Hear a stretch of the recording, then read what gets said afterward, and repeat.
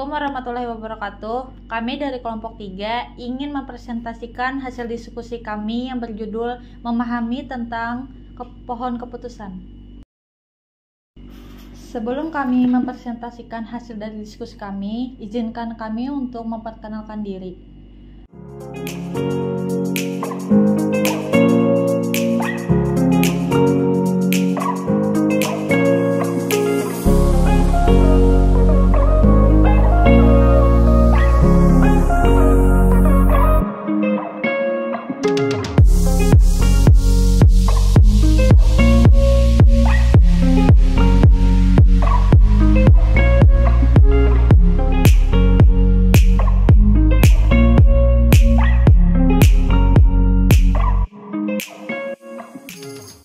Diananda NPM 1921070029 sebagai moderator dari kelompok 3. Nama saya Nur Adila, NPM 1921076045. Perkenalkan, nama saya Muhammad Surya Aldiawan, NPM 1921070443. Perkenalkan, nama saya Rizka Mardiana, NPM 1921070057. Perkenalkan, nama saya Siti Fatimah, NPM 1921071115. Perkenalkan, nama saya Muhammad Bahtiar, NPM 1921070036. Perkenalkan, nama saya Aji Jatulia, NPM 19210716.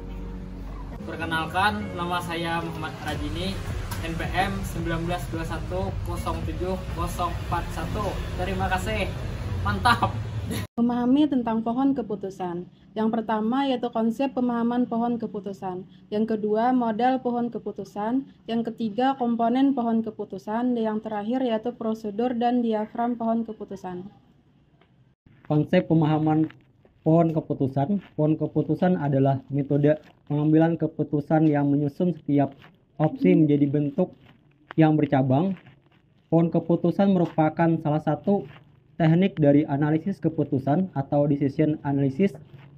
Terdapat banyak definisi teknis yang bisa ditemukan dalam berbagai sumber mengenai pohon keputusan karena beragam aplikasi pohon keputusan ini pada berbagai jenis proses dan industri yang berbeda-beda.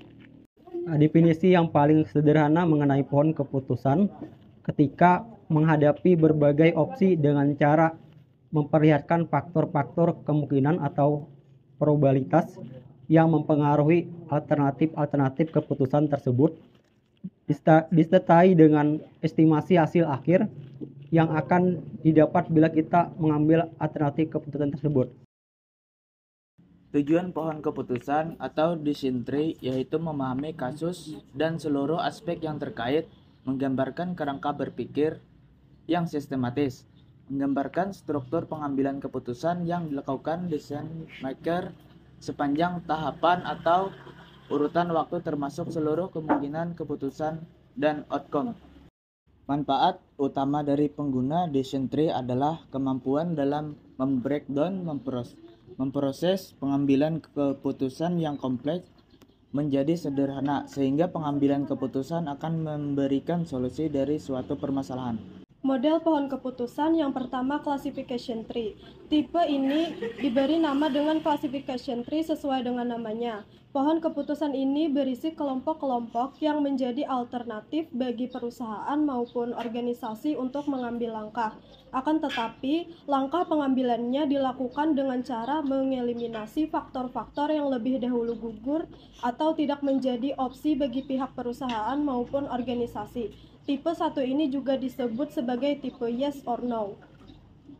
Yang kedua, regression tree. Tipe decision tree berikutnya adalah regression tree yang banyak digunakan untuk memprediksi kemungkinan tertentu, baik dalam bisnis maupun perkembangan suhu. Berbeda dari pohon keputusan sebelumnya yang cenderung cocok untuk pemecahan masalah terkait kasus-kasus klasifikasi, pohon keputusan ini digunakan ketika variabel responnya kontinu atau berlanjut, misalnya seperti harga saham. Komponen pohon keputusan. Komponen pohon keputusan ada 3, yaitu Root note atau akar adalah keputusan apa yang ingin diambil. Yang kedua, branches atau ranting root note akan membuat cabang baru yang disebut dengan ranting. Dan pada kemungkinan ini juga, saudara membuat berbagai macam kemungkinan atau konsekuensi yang diperoleh dari pengambilan keputusan tersebut. Yang terakhir, leaf node atau daun. Harus membuat cabang tambahan yang disebut dengan leaf node atau daun yang digunakan untuk menjelaskan masing-masing konsekuensi atau tindakan yang dipilih. Prosedur dan diagram pohon keputusan ada 3. 1. Kumpulkan dan praproses data, yaitu kumpulkan data yang akan digunakan untuk melatih pohon keputusan dan lakukan langkah pemrosesan yang diperlukan seperti membersihkan, memasukkan nilai yang hilang, dan menormalkan data. Yang kedua, membagi data menjadi set pelatihan dan pengujian. Bagilah data menjadi 2 set, 1 untuk melatih pohon keputusan dan 1 lagi untuk mengevaluasi kinerjanya. Yang ketiga, latih pohon keputusan, yaitu gunakan algoritma pohon keputusan seperti ID3, CP5, atau KART untuk melatih pohon keputusan yang pada data pelatihan.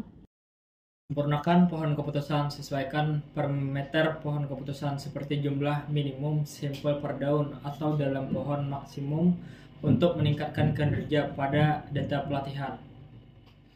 2. Mengoptimasi pohon keputusan menggunakan data uji untuk mengoptimasi kinerja pohon keputusan seperti akurasi, variasi daya ingat, atau skor F1. Yang ketiga, visualisasi pada pohon keputusan. Buat referensi grafis dan pohon keputusan yang berguna untuk memahami bagaimana pohon membuat prediksi dan untuk mengkomunikasikan model kepada pemangku kepentingan. Yang keempat, gunakan pohon keputusan. Setelah pohon keputusan dilihat dan disetel dengan baik, pohon itu dapat digunakan untuk membuat prediksi pada data baru yang tidak terlihat.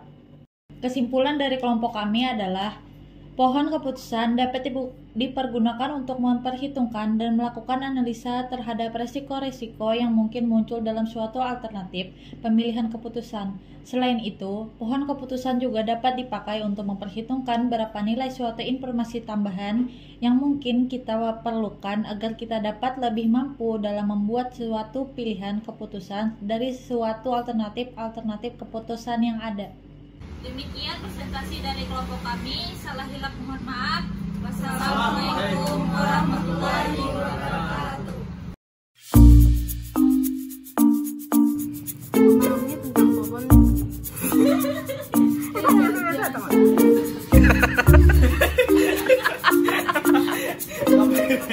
Kameranya ketawa dulu.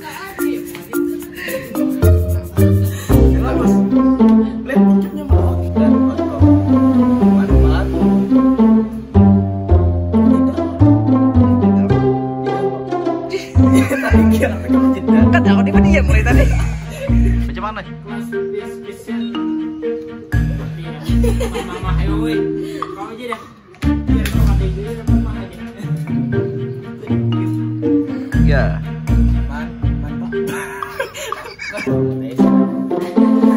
Jangan. Jangan lalain, ha. Tetapi langkah pengambilannya dilakukan dengan cara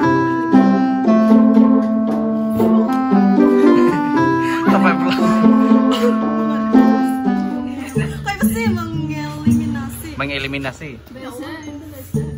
Ini ah biasa mulai awal kan apakah? Mulai awal. Biasa ya aku makan kamu. Tambah ya, guys.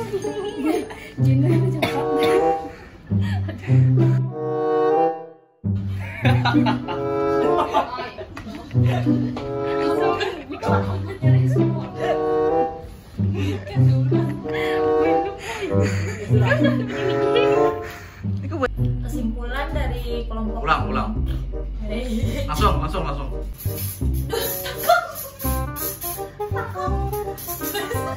Bisa.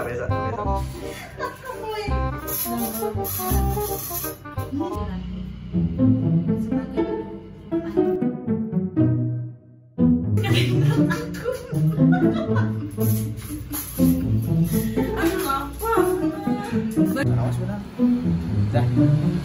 Ini kan.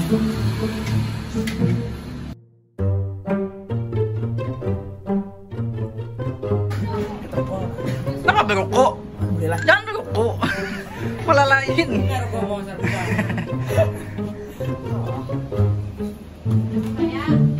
Dah. 10736. Kopi.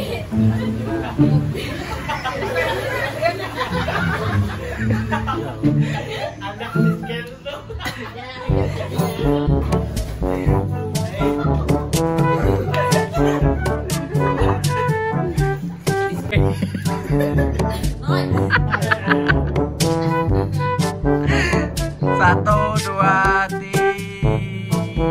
Sorry, jangan gitu bang.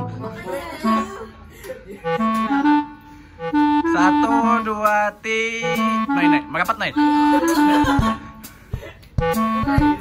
Berarti yang pernah namanya Jo.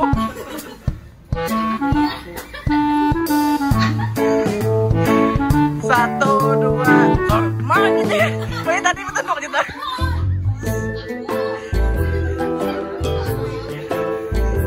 Jangan bertendok tau.